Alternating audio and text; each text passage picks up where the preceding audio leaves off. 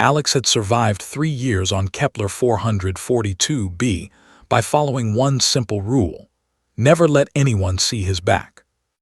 The colony station hummed with the usual chaos of frontier life: miners arguing over claim disputes, traders hawking salvaged tech, and the ever-present stench of recycled air mixed with alien pollen. Alex kept his jacket sealed tight as he navigated through the crowd, his hand resting on the plasma cutter at his hip. It wasn't much of a weapon, but it was enough to make most people think twice. "Human," the voice cut through the noise like a blade through flesh. Alex turned slowly. She stood 7 feet tall, her chitinous armor gleaming under the station's artificial lights. A Genkar warrior, one of the most feared species in the Outer Rim.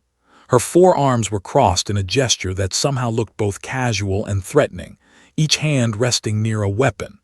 Her compound eyes, iridescent blue and gold, fixed on him with an intensity that made his skin crawl. "Me?" Alex kept his voice steady, though his heart hammered against his ribs. "You carry yourself like a fighter." She stepped closer, her mandibles clicking with what might have been amusement. "I am Lisa of the Third Nest, champion of the Western Territories. I challenge you to honorable combat." The crowd around them fell silent. Everyone knew what a Genkar challenge meant. Refuse, and you'd be marked as a coward, a death sentence on a frontier world where reputation was everything.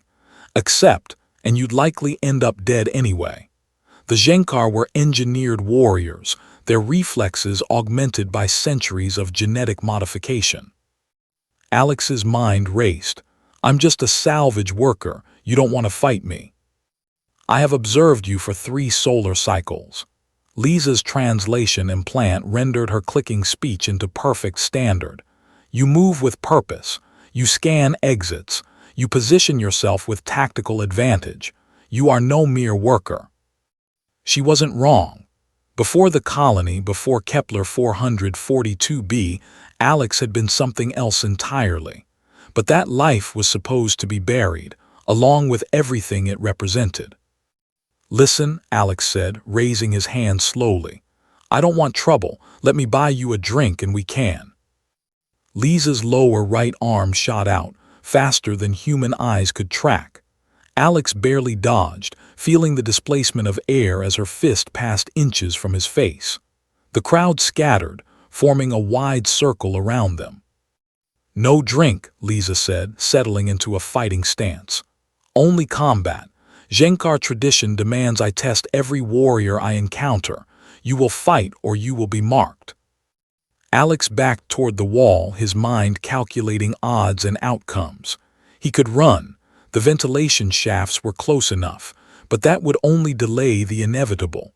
On a station this size, there was nowhere to hide permanently. "Fine," he said, shrugging off his jacket, "but don't say I didn't warn you." The moment his jacket hit the floor, he felt exposed.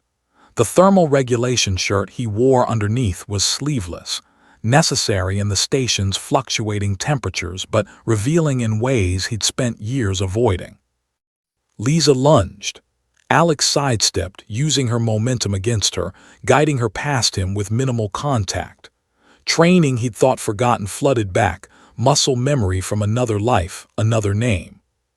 She recovered instantly, spinning with impossible grace for something her size. Her secondary arms produced curved blades, traditional Genkar weapons that hummed with molecular sharpness. Alex grabbed a nearby cargo strut, ripping it free with enhanced strength he rarely used.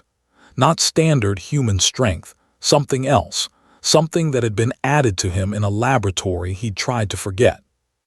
They clashed, metal against metal, strength against strength. Alex found himself falling into the rhythm of combat, his body responding to patterns drilled into it through years of conditioning. But he was holding back, fighting defensively, trying not to reveal too much. "You hide your true skill." Lisa's mandibles spread wide, a Genkar grin. "Show me what you are." She pressed harder, her blades singing through the air in complex patterns. Alex deflected, dodged, countered, but she was driving him back, forcing him against the wall. In a desperate move, Alex dropped low and rolled, the strut clattering away. He came up on the other side of her, but the maneuver had cost him. His shirt had torn, riding up his back. Lisa froze mid-strike. Her blades trembled in the air, then slowly lowered. Her compound eyes, which had been focused on his face, now fixed on his exposed back. The entire station seemed to hold its breath. "The mark of the Ashtar," she whispered, her voice carrying a reverence Alex had never heard from a Genkar. "You bear the mark of the peacemakers." Alex's blood ran cold. He reached back reflexively, feeling the raised lines of the tattoo that covered his shoulder blades, a complex geometric pattern that looked like intersecting starbursts, rendered in ink that seemed to shift colors in different lights. It had been the last thing they'd given him before everything fell apart. "You're mistaken," Alex said quietly. "That program ended. The Ashtar are gone." Lisa's four arms moved to her sides, her weapons disappearing into sheaths. She lowered herself into what Alex recognized as a Genkar bow, deep, respectful, reserved for honored dead and legendary warriors. "The Ashtar may have fallen," she said, rising slowly, "but their legacy remains. My clutch mother fought beside them during the Synthesis War. She showed me the hollows, taught me the stories. The humans who volunteered to become bridges between species, who allowed alien genetic material to be woven into their own DNA so they could understand us, fight beside us, die for us." Around them, the crowd began to murmur.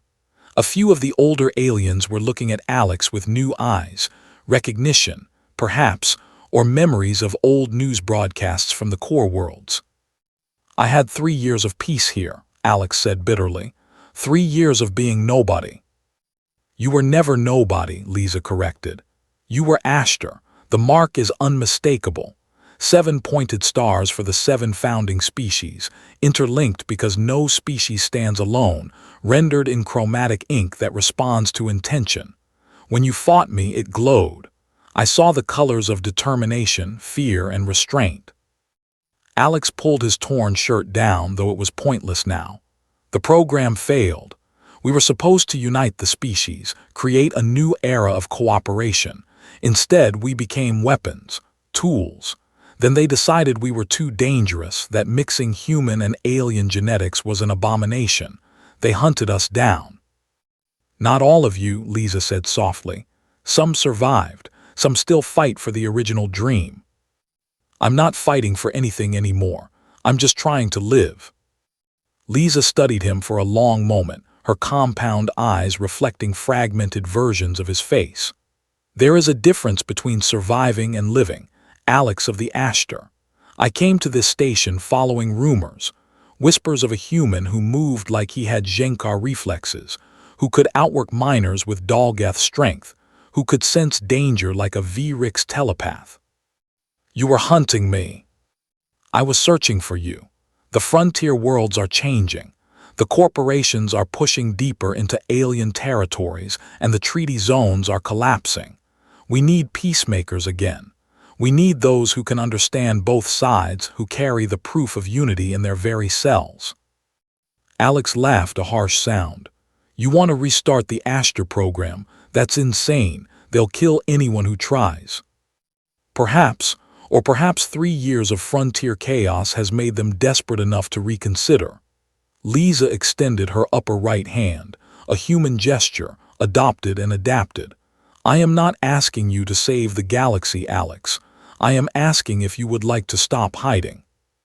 Alex looked at her hand, then at the crowd around them. Some looked curious, others hostile, a few appeared thoughtful. This was what he'd feared: exposure, attention, the end of his anonymous existence. But Lisa was right about one thing. He'd been surviving, not living. Every day spent hiding was a day spent denying what he'd chosen to become, what he'd sacrificed for. He thought about the tattoo on his back, about what it represented. 7 species working together. It had been a beautiful dream once.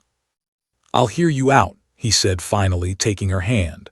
Her grip was firm, careful not to crush his merely augmented bones. "But I'm not promising anything." Lisa's mandibles spread in that alien smile. "That is all I ask. Come, we have much to discuss, and I suspect the station authority will want to speak with us about the damage to their cargo area." As they walked through the parting crowd, Alex felt the weight of eyes on his back, on the mark he'd spent 3 years hiding. For the first time since fleeing the core worlds, he didn't try to cover it up. Maybe Lisa was right. Maybe it was time to stop hiding. The 7 stars of the Astor mark seemed to pulse with warmth against his skin, as if approving of his decision. Whatever came next, Alex thought, at least it would be his choice.